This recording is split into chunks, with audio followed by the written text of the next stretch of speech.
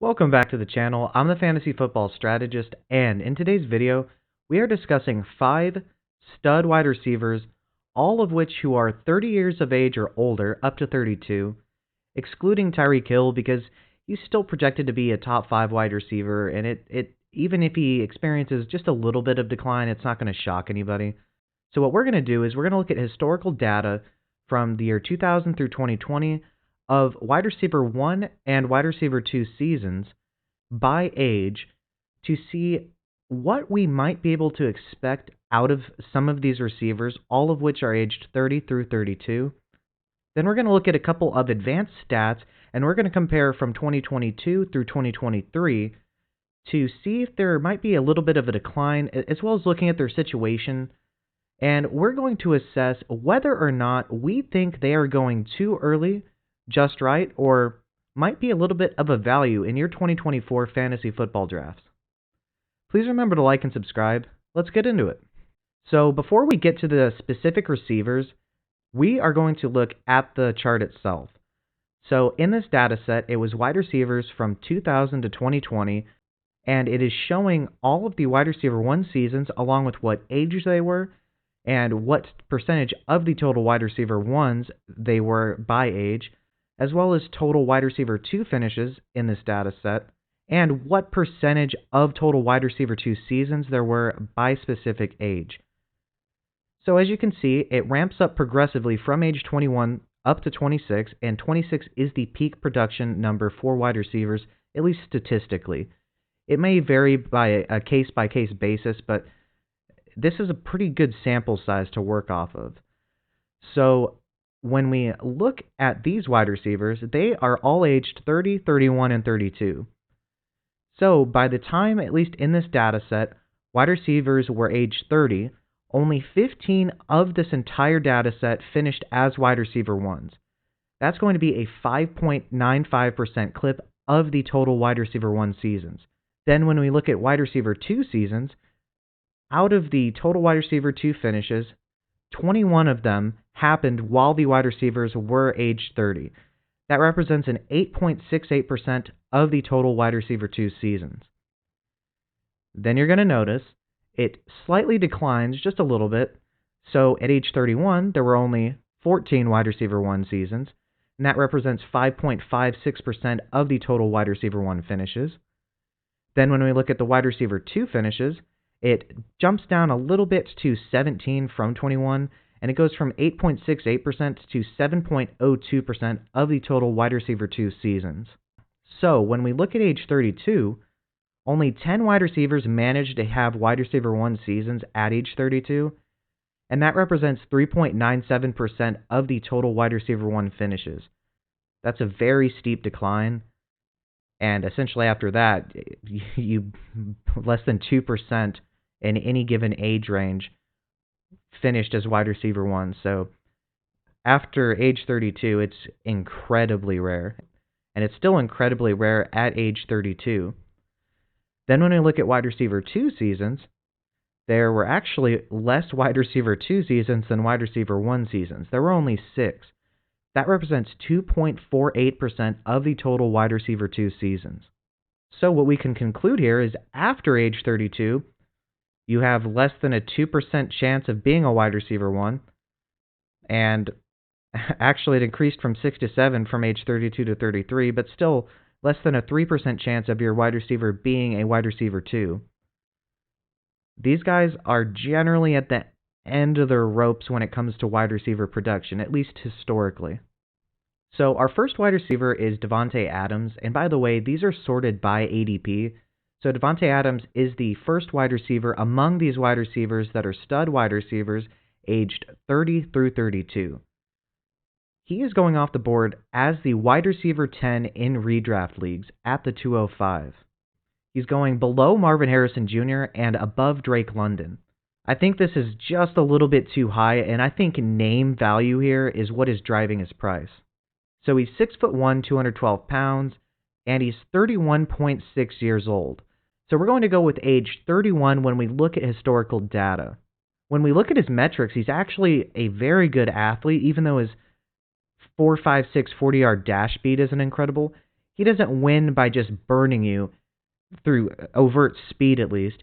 He wins through amazing route running and precision at the wide receiver position. He does, however, have a relatively high speed score because he's 6'1" and 212 pounds, an amazing burst score, which is his vertical and broad jump, a very high agility score, especially given his size, and a tremendous catch radius. Then when we look at his points per game averages, he's gone from 21.5 in 2021 to 19.7 in 2022 and down to 15.6 in 2023. That was the wide receiver 2 to wide receiver 5 to wide receiver 15 in fantasy points per game.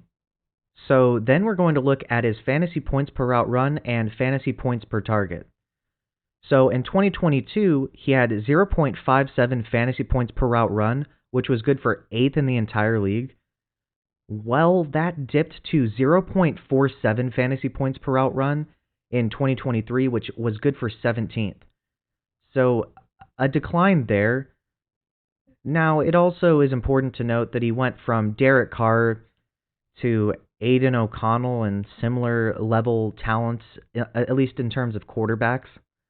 So his quarterback play did somewhat affect that, but there is a steep decline nonetheless. Then when we look at his fantasy points per target, he had 1.52 this past season, which was 74th in the NFL.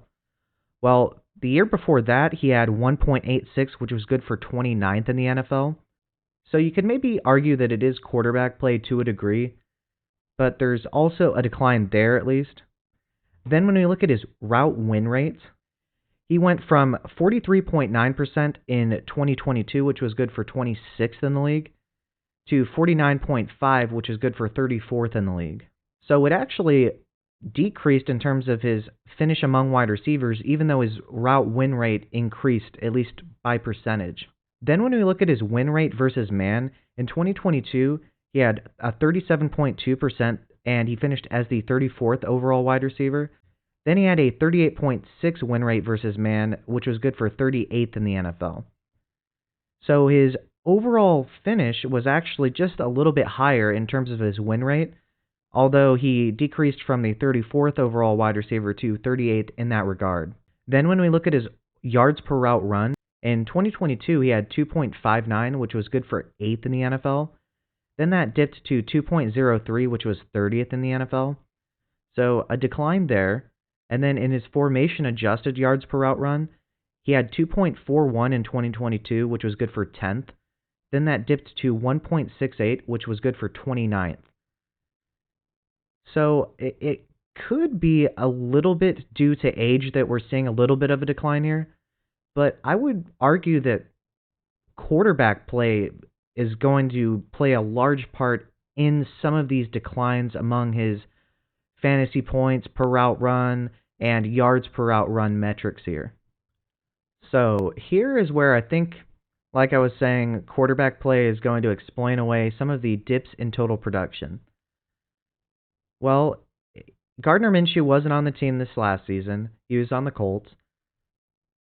But they had Jimmy Garoppolo to begin the year. He was incredibly ineffective, and as soon as he got hurt, he never saw the field again. He was immediately replaced by Aiden O'Connell, who was still incredibly bad. So really, his quarterback situation isn't looking that great and is maybe better, but the difference should be reasonably negligible. Then when we look at who they brought in, well, they still have Zamir White. He'll get a bunch of carries. They drafted Dylan Laube. He should be a good receiving back. They still have Jacoby Myers. He's an underrated wide receiver too, but he's not going to be that much of anything for them. Trey Tucker's not going to do that much either. But they did bring in Brock Bowers. He is going to be a target monster. I still expect Davante Adams to finish as their leading receiver in terms of total target share, but he absolutely is going to get a very, very high percentage. I'd estimate over 20% of their total target share. Davante Adams, for instance, was around 33% this past season in terms of total target share. I think that's going down just a little bit. But here are a couple metrics that really go to show just how poor the quarterback play was and how it really hurt Davante Adams.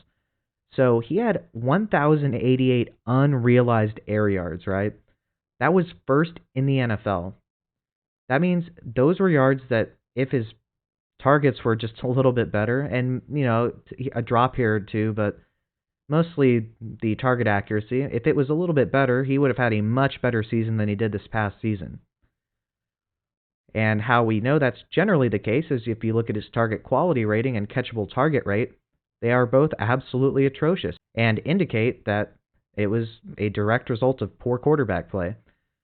He had the 66th best target quality rating and 69th best catchable target rating. Those are terrible metrics.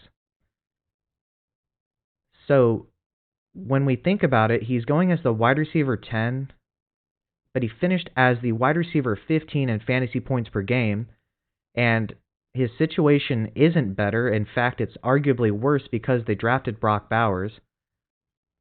I would much rather have Drake London and a couple wide receivers going after Davante Adams than Davante Adams at wide receiver 10, although I would not argue that it's because of any decline per se from Davante Adams.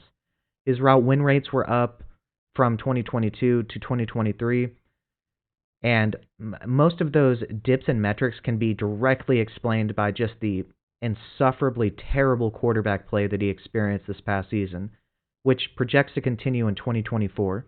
So the next wide receiver on our list is Mike Evans of the Tampa Bay Buccaneers.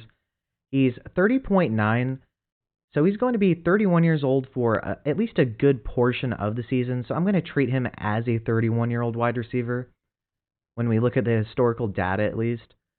But as you can see, he had a 4.53 40-yard dash, but for being 6'5" and over 230 pounds, that's incredibly impressive. And his speed score shows exactly that, and he has a tremendous catch radius.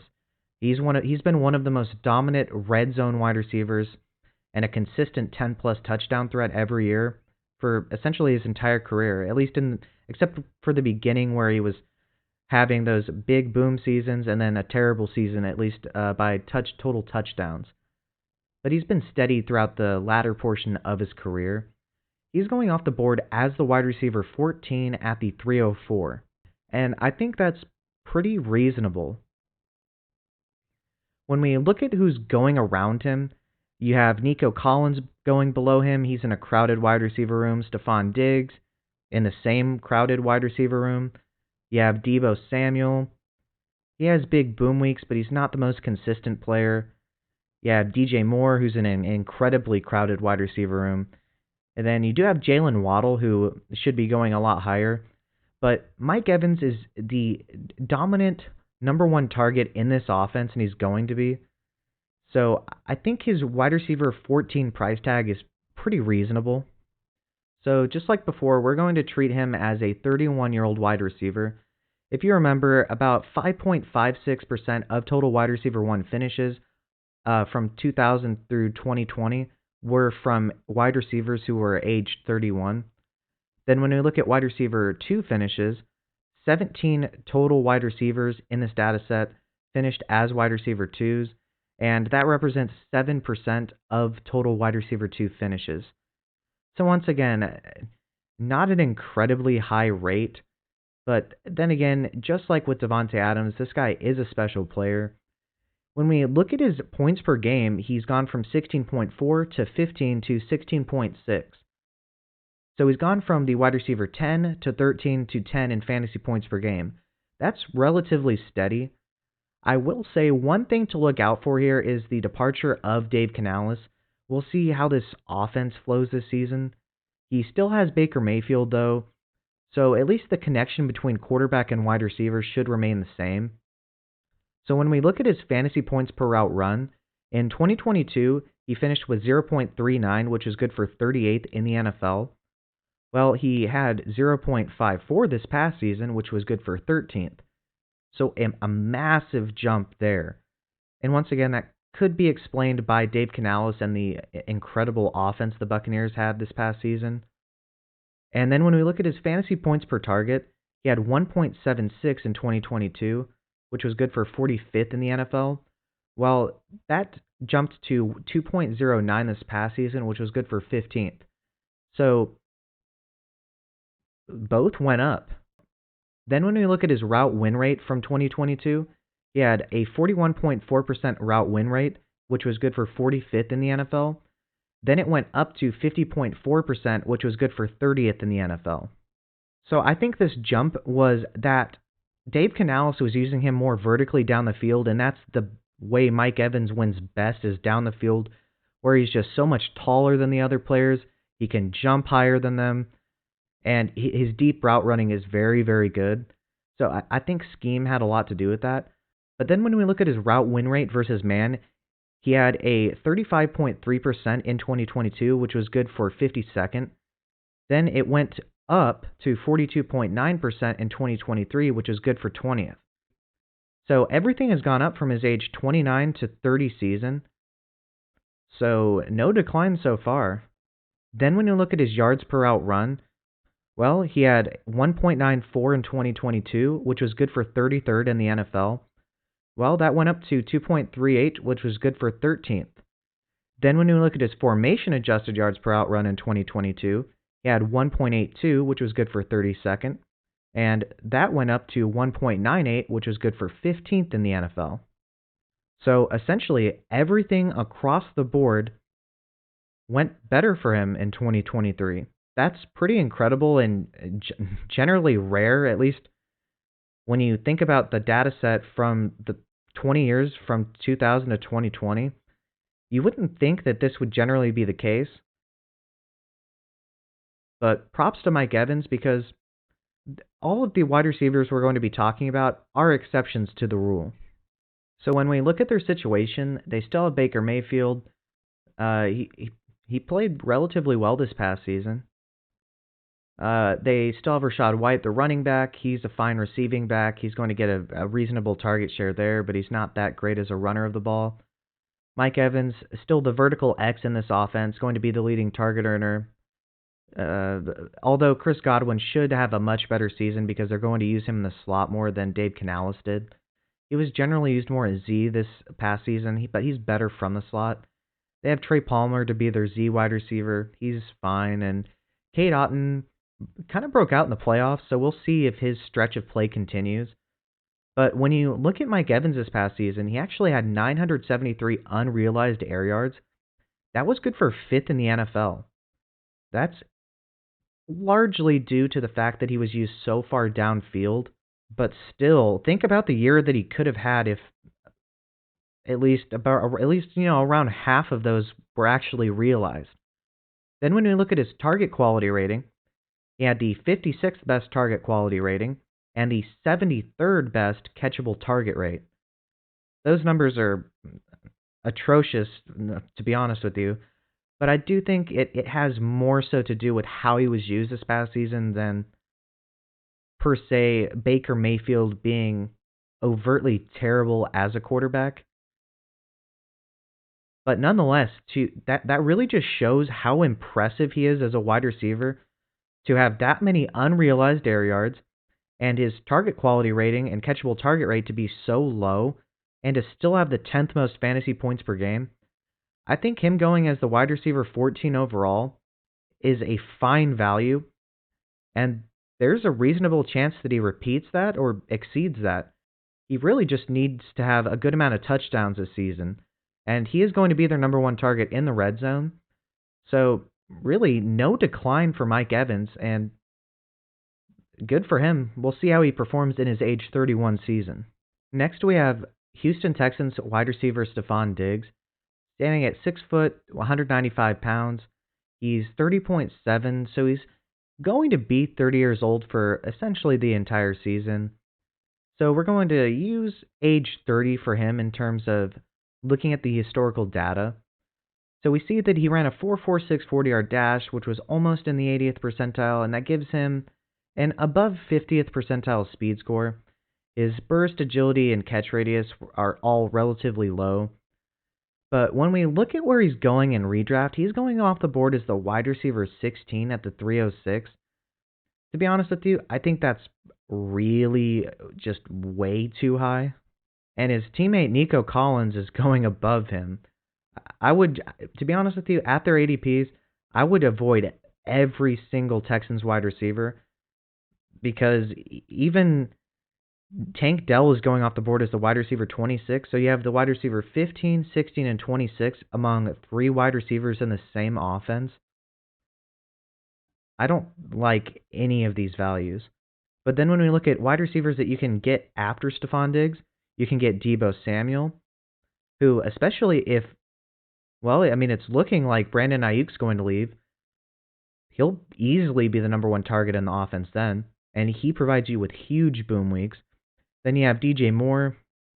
I think at wide receiver 18 he's being a little bit overdrafted too, but you can get Jalen Waddle. I would much rather have Jalen Waddle. Michael Pittman, he's the number one target on his team clearly. I think he's a much better value. You could even get Malik Neighbors. Say what you want about Daniel Jones, but he is going to have to force feed Malik Neighbors the ball. And it's been reported in camp that Malik Neighbors has been catching just about anything that he's being thrown, and that's with Daniel Jones throwing him the ball.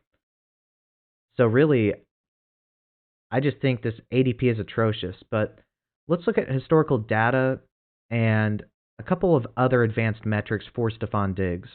So when we look at the historical data here, wide receivers that were aged 30 in this data set, 15 of them finished as wide receiver ones, which is 5.95%. A relatively small percent here, but still doable. And then 21 finished as wide receiver twos, which is 8.68%. Relatively small still, but it's still doable. When we look at his fantasy points per game, and it's important to remember that he's been the clear number one target in this offense year after year, and he was connected to Josh Allen, who is not afraid of anything. We'll see that he finished with 16.8, 18.9, and 16.1 fantasy points per game. That's representative of the wide receiver 9, 6, and 13. So we do see that this past season was the worst in terms of points per game and a steep decline from 2022. Then when we look at fantasy points per route run, in 2022 he had 0.63, which was fourth in the entire NFL. Well, that dipped to 0.47, which was good for 18th. That's a massive decline. Then he had 2.09 fantasy points per target in 2022, which was good for 9th in the NFL. Then he had 1.71 this past season, which was 51st in the NFL. That is a massive decline in production. And he was still easily the number one wide receiver in this offense.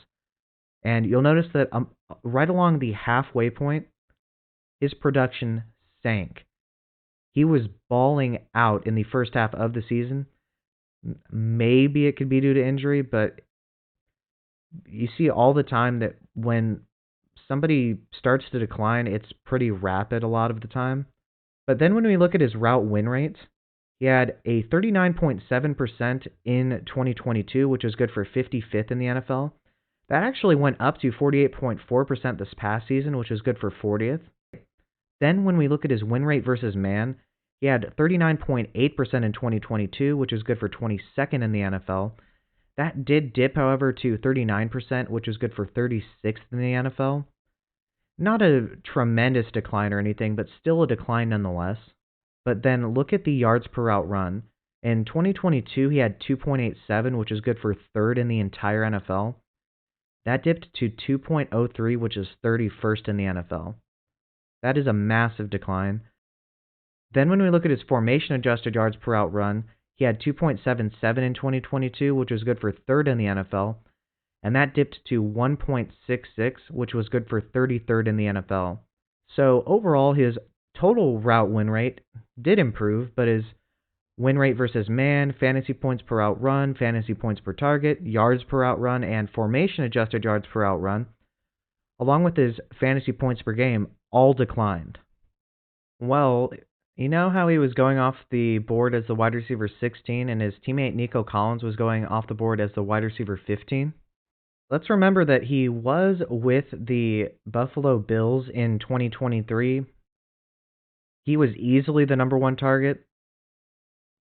He still might be the number one target, and reports from camp are that he will, or at least that he has been the number one target, but the target competition in Houston is much more impressive than it was for him in Buffalo. Now, he does go from an elite quarterback to at least what should be a very good, if not elite quarterback in terms of real life talent, going from Josh Allen to CJ Stroud. And when we look at this past season, he did have 869 unrealized air yards, which was good for 8th in the NFL. So, to be fair to him, he could have had a much better season if some of those were realized, but he did have some drops here and there. But then when we look at his target quality rating and catchable target rate, while they weren't amazing, he still finished with the 21st best target quality rating and 30th best catchable target rate. So, still not incredibly impressive, like I said, but not as bad as Davante Adams, for instance, or even Mike Evans. With him, I really just don't like his wide receiver 16 ADP because he's going to have to compete with Nico Collins and Tank Dell. I project that Stefon Diggs is generally going to be used as a Z receiver. Nico Collins is more of a traditional X, and they'll use him downfield a lot. And Tank Dell can play Z or Y, but I think they'll generally want to put him in the slot. But he and Diggs should switch every now and then. But overall, the fact that they have Joe Mixon in the backfield, they still have Nico Collins and Tank Dell, along with Dalton Schultz. This is an offense that I would much rather have the quarterback in than any one individual member, except for maybe Joe Mixon if the ADP was good enough. So we did see a reasonable decline in production from him. But besides that, it's also going to be that the situation is just not going to be quite as ideal. I can see him having big boom weeks, but I think the days of him being a stud wide receiver one and being consistent especially are just gone considering the total target share that he's going to have. It's probably not going to be near 30% anymore. It's maybe 25, 26, maybe up to 27%, but they're going to have to feed Joe Mixon, Diggs, Nico Collins, Tank Dell, Dalton Schultz, and any other number of wide receivers in this offense. So I'm completely out on him. The next wide receiver that we're going to be speaking about in this video is Rams wide receiver Cooper Kupp. So as you can see, 6'2", 204 pounds. He's 31.1 years old, so we'll use age 31 for the purpose of this video when we look at the historical data. He is not an impressive athlete in terms of his speed or burst per se, but he's a very good yards after catch guy and has incredible agility, over 90th percentile as a matter of fact. When we look at his ADP, he's going off the board as the wide receiver 22 at the 405. Looking at players that are going around him, you have DK Metcalf going behind him, Devontae Smith, Zay Flowers, Tank Dell, George Pickens. DK Metcalf is actually a sneaky play this season because Grubb's offense, the former Washington offensive coordinator, I think is going to work out and going to use condensed formations and is going to allow him to be used more vertically, but also in the intermediate level of the field. But I'd probably rather have Kupp than Devontae Smith, probably Zay Flowers. I think wide receiver 22 is a pretty reasonable ADP here. So once again, for wide receivers in this data set that are age 31, 5.56% of total wide receiver 1 finishes from 2000 to 2020 were from wide receivers at age 31, and 17 total finishes of these wide receiver 2 finishes represent 7.02% of the total wide receiver 2 finishes. When we look at his fantasy points per game, he went nuclear in 2021.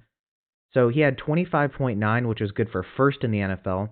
He did have an injury-plagued 2022 season, but his 22.4 fantasy points per game were still first in the NFL.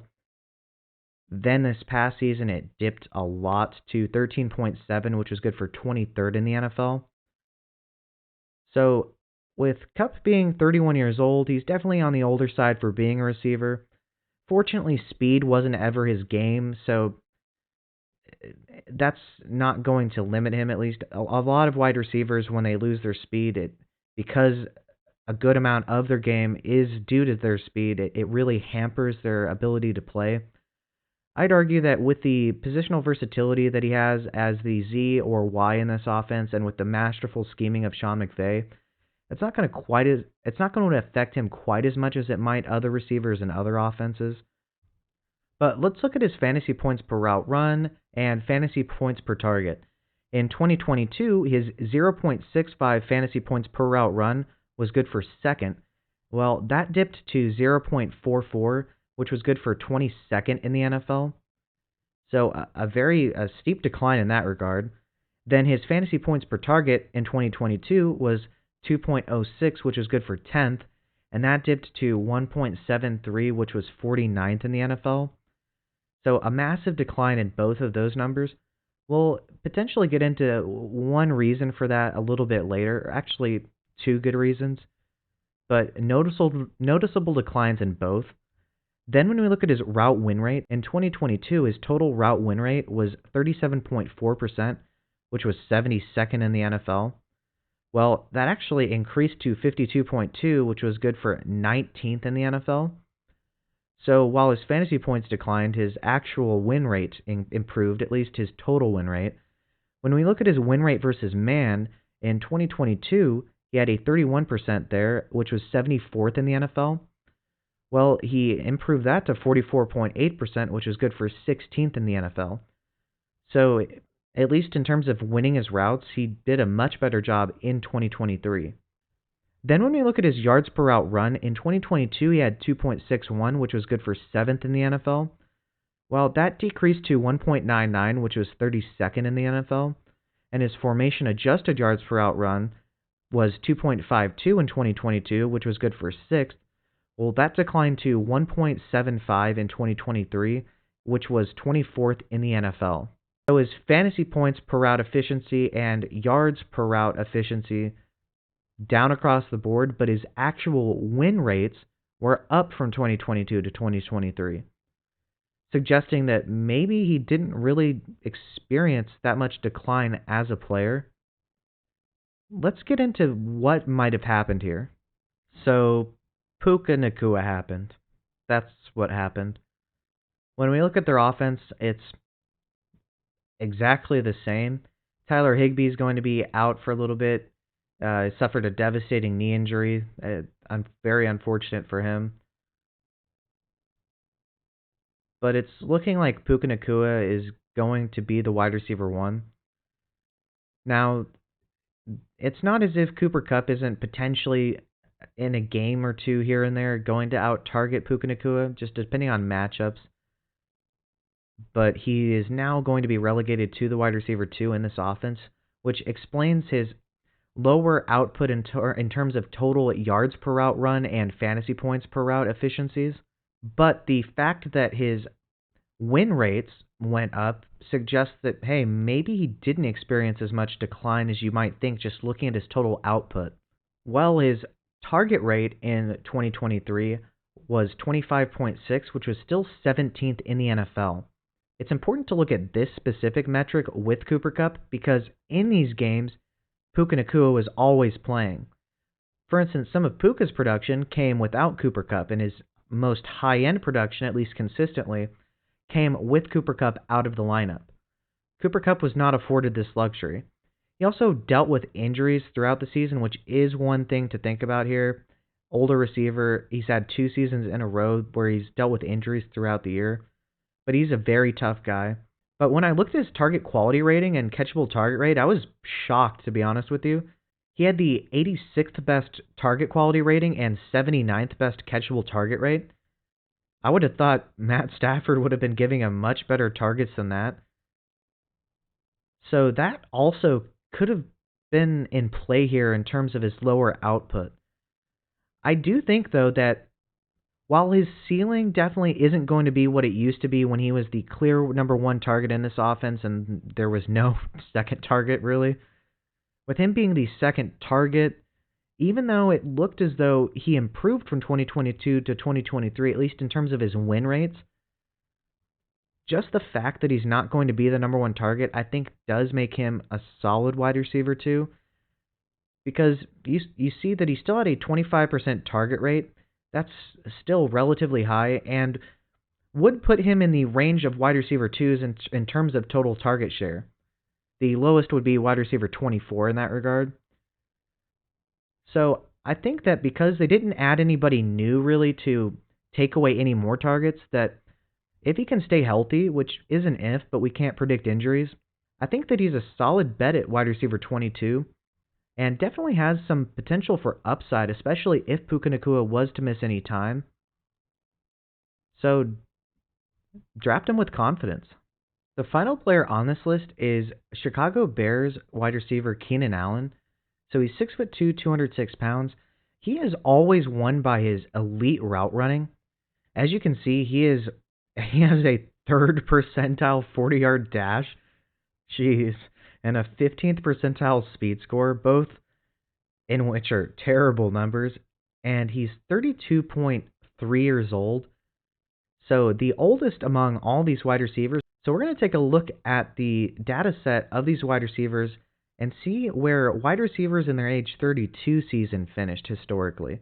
Then we're going to take a look at a couple stats from 2022 to 2023 and then look into his situation. So he's being drafted as the wide receiver 30 at the 5'11".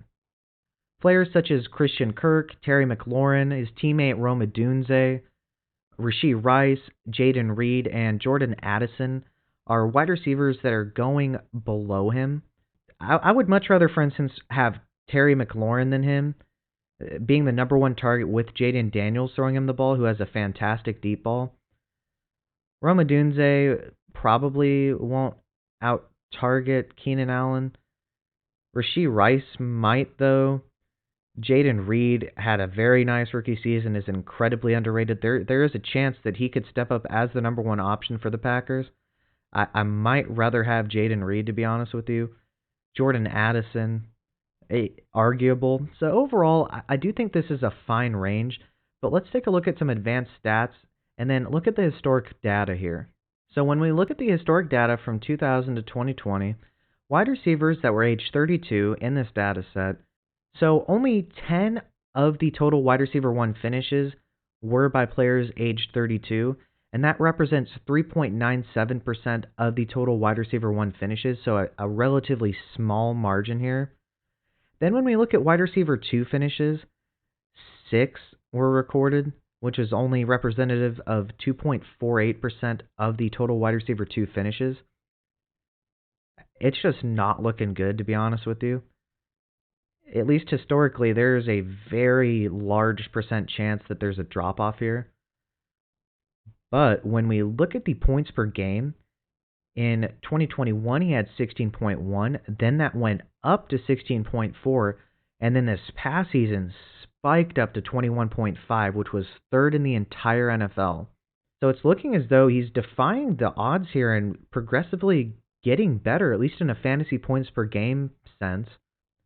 But let's look at his advanced stats from 2022 to 2023 and see what we can garner from that. So when we look at his fantasy points per route, he had 0.51 in 2022. That was good for 11th in the NFL. Well, he had 0.56 this past season, which was good for 9th in the NFL. So that actually went up. Then when we look at his fantasy points per target, he had 1.84 in 2022, which was good for 30th. Then he had 1.86 in 2023, which was good for 36th. So what this means is, even though he did have an increase in fantasy points per target, wide receivers just fared better in 2023 than 2022. But overall, really impressive that at age 31, he had an increase in production, at least on a fantasy points per route basis and target. Then when we look at his win rates, in 2022, he had a 29.4% win rate, which was good for 99th. Well, that went up to 46% this past season, which was 57th. So he performed better there. Then when we look at the win rate versus man, He had a 26.6% win rate in 2022, which was good for 87th. Then he had a 33.5% win rate in 2023, which was good for 71st. So overall, everything so far went up from 2022 to 2023. That's incredible for somebody that was age 30 to 31. But let's take a look at the yards per out run. Well, in 2022, he had 2.35 yards per out run, which was good for 13th in the NFL. That went up to 2.48, which was good for 11th in the NFL. Then when we take a look at his formation-adjusted yards per out run, he had 2.22 in 2022, which was good for 11th. Then that actually went down to 2.15, which was good for 11th still. So overall, basically everything was better from age 30 to age 31 this past season. So then you might be asking yourself, well, if he's getting so much better than and at an advanced age, especially in defying the historical odds, why is he going as the wide receiver 30? Let's take a look at that. Well, the decline in ADP is directly related to his situation. So he goes from Justin Herbert to Caleb Williams. Now, we don't know exactly how good Caleb Williams is, but he was, in some people's view, a generational prospect, and in any reasonable person's view, a very, very good prospect. And he's going into a great situation, at least Caleb Williams is. Then they signed DeAndre Swift, a pass-catching back, so that's going to eat into the total target share here. But then we look at the wide receiver room.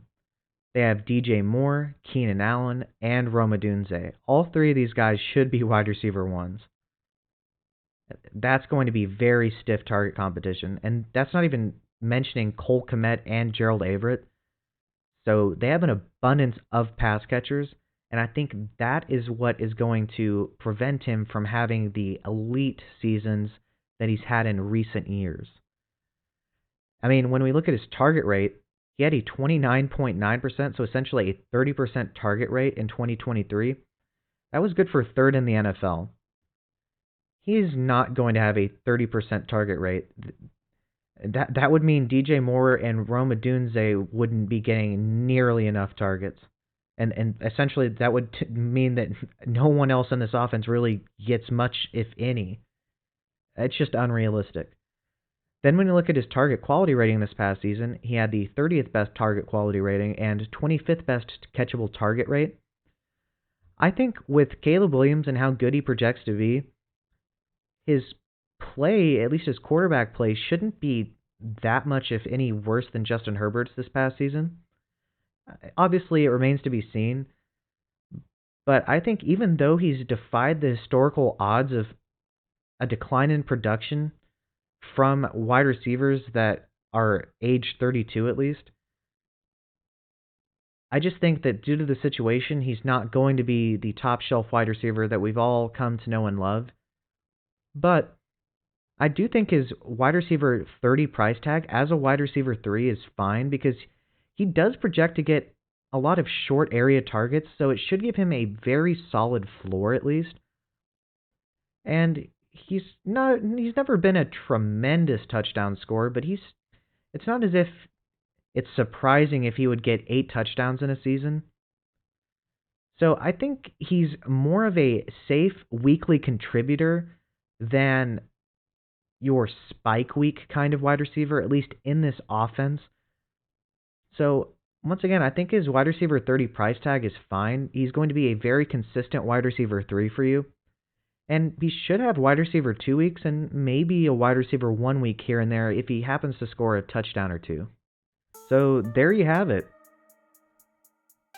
Really, none of these wide receivers, besides maybe Stephon Diggs in the second half of the season, showed a real decrease in terms of total ability that can't be explained either by just horrific quarterback play, and maybe Stephon Diggs was injured.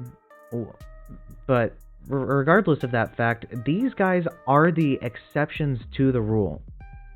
You saw that data. It is incredibly rare But when it comes to top shelf wide receivers, it looks like they, at least all of these guys, and potentially maybe not Stephon Diggs this year, are able to buck the trend. So I would think that this data set is really more appropriately used for wide receivers that are not your elite, uncommon studs. But what do you think? Do you think that these guys are good values at their ADP? Do you think these guys are going to bottom out? Do you think they're going to be fine? Which one of these guys do you believe in the most, and which one do you not believe in the most? Please let me know in the comment section below. With that being said, I'm the Fantasy Football Strategist, your NFL breaking news source, and the dynasty and redraft implications behind said breaking news. I am building a library of information with which you can use to dominate your fantasy leagues in 2024 and beyond. Please remember to like and subscribe, it would mean the absolute world to me. Thank you and have a good day.